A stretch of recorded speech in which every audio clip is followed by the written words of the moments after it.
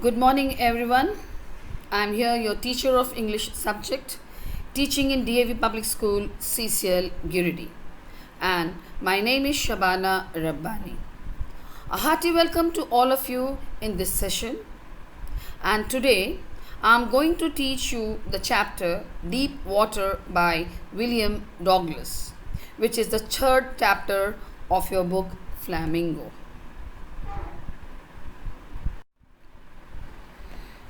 Yes, before going ahead, let us know something about the author William Douglas.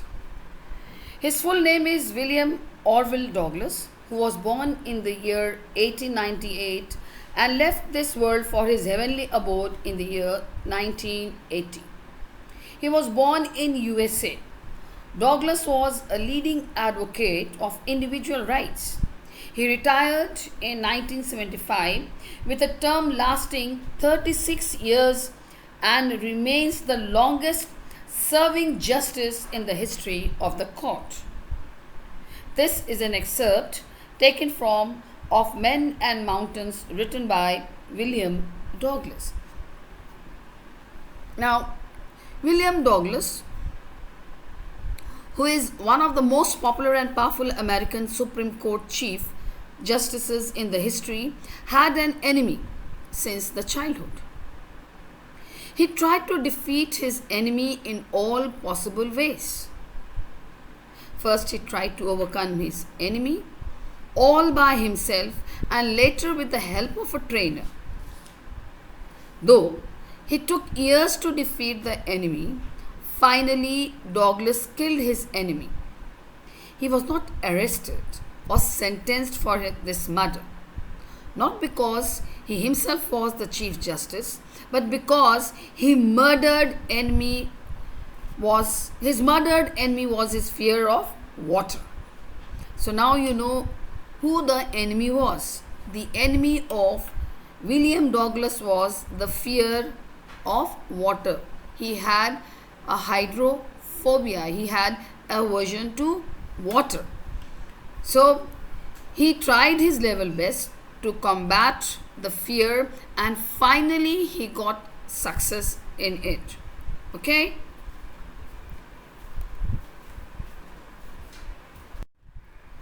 Now look at the different types of phobias that we have in our lives. But before that, just question to yourself, what do you fear from? Means, what type of fear do you have? And what are your phobias? Have you ever tried to overcome fear? If then, how have you been able to overcome that? What change did you find in your life after overcoming the fear? These are a few of the questions that you need to ask to yourself to exactly understand this chapter, Deep Water, which deals with the phobia of water that was faced by William Douglas in his real life. And many of us have different types of fears, phobias of fear. Fear of cockroach, people have fear of mouse, people have height phobias, people have claustrophobia. What is claustrophobia? Claustrophobia means people have the fear of closed place. Alright? Then hydrophobia, that is fear of water. So many phobias are there and different people have different types of phobias.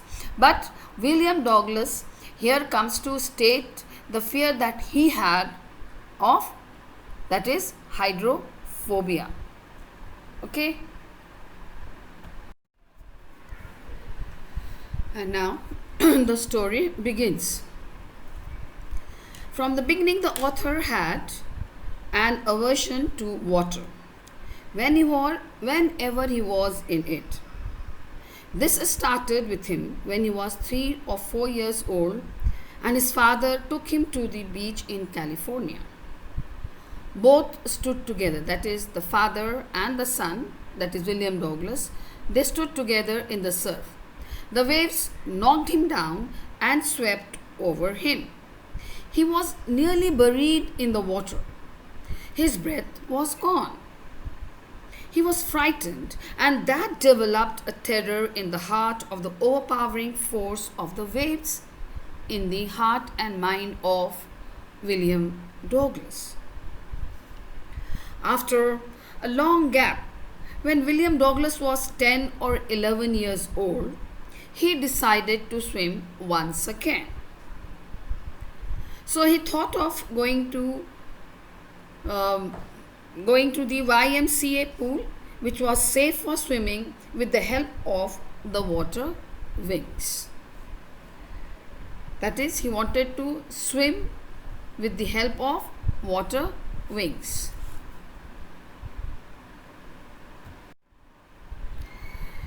Now, the description of the pool.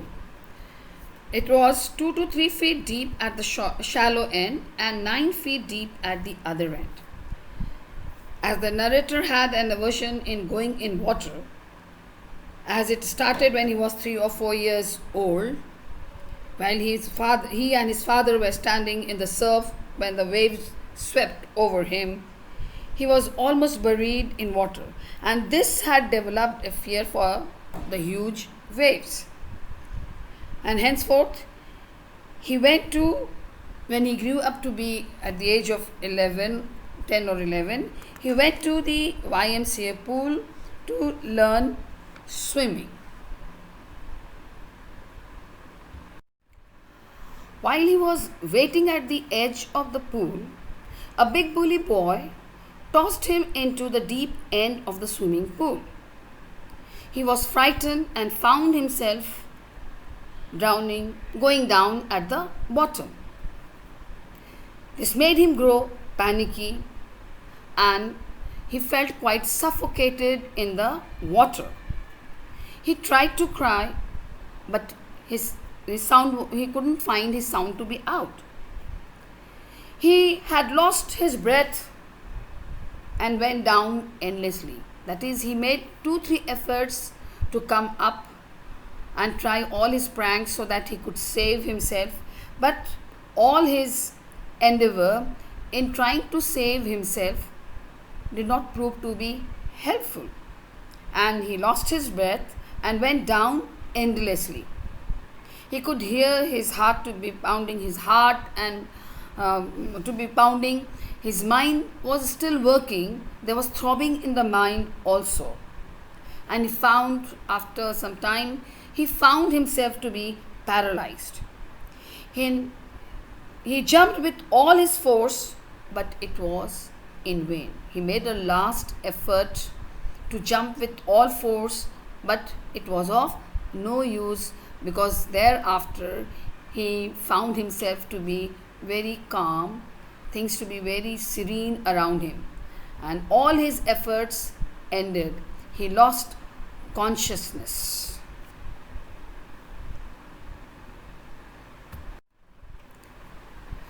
When he came back to consciousness, he found himself lying on his stomach in the edge of the pool, vomiting. That is, the people noticed, and he was brought out of the pool, placed at the edge of the pool, and he was lying down on his stomach, and people were pressing his back so that he could vomit out the waters that he had drank. All right? And for days, a fear of water haunted him. The fear stayed with him for years.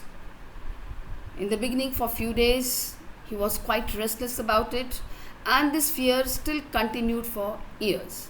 But finally, when he saw his friends enjoying all sorts of fun, canoeing, fishing, and rafting and all, so he also got interested into it, motivated to be friendly with his friends and enjoy the life together.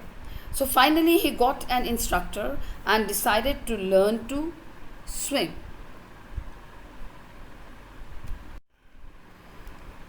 The instructor helped him bring a good swimmer out of him.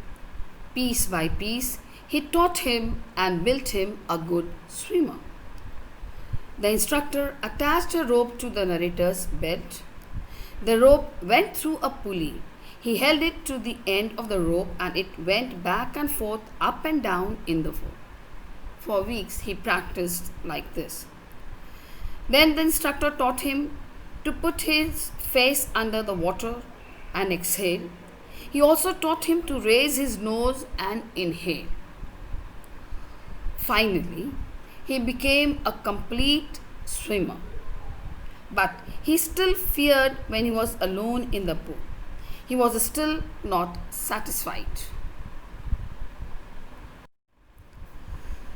To confirm and convince himself that he is a good swimmer, he went to Lake Wentworth in New Hampshire and dived off a dock at Triggs Island and swam 2 miles across the lake to Stamp Act Island. Here you can see in the picture the way he worked out to learn the art of swimming. He swam the crawl, breaststroke, side stroke and backstroke, and only once did the terror return. The old sensation of terror returned in miniature, and he laughed and said, "Well, Mr. Terror, what do you think you can do to me?" Thus, he found that he had overcome his fear.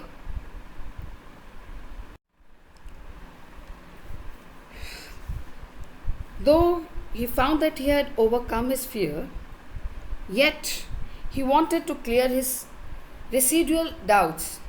He then went up to the Titan to Conrad Meadows, up the Conrad Creek Trail to Mead Glacier, and camped in the high meadows by the side of the warm lake. And the very next morning he dived into the lake and swam across the other shore and back.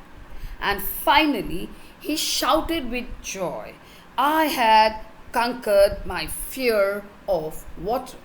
So finally he was able to conquer his fear of water. Now I have brought some difficult words for you from the chapter. There are many more still. I have picked out some. The first word is treacherous, which means unpredictable, danger, not dependable or trustworthy. The second word, subdued my pride, which means to lower or restrain the intensity of self-respect and confidence.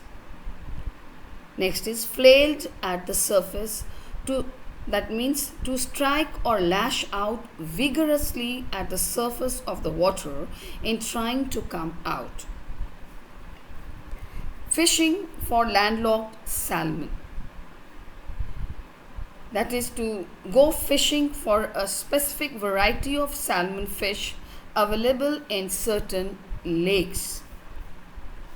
The next word is misadventure. An accident, which means an accident that turns out to be a disaster, bob to the surface like a cork, to float or show the characteristics of buoyancy as a cork in water. I'm sorry, it's a misprint over here. And misadventure means an accident that turns out to be a disaster. And the next would be bob to the surface like a cork, which means to float or show the characteristics of buoyancy or as a cork in water.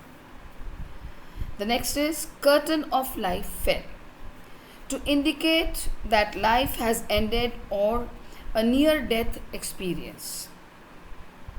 The last word, back and forth across the pool, to swim across the swimming pool from one side to the other.